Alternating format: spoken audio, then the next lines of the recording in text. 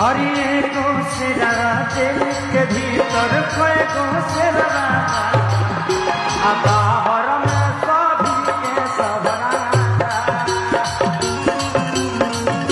के भीतर कोई को सेरा बाहर में सब सूटर खूना खा। भैया भैया,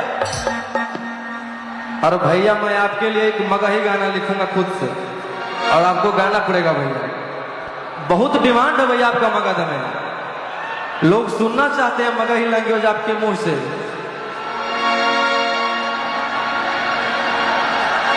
ओ मेरे ढोल सजना तू अब हार गया कि अपनी गलती से बेउर कारागार गया। अरे पैसा वो नहीं काम देता लोग वो नहीं काम देता। अरे लेता अब तोरा के बचा जहिया बेल लेके अइबो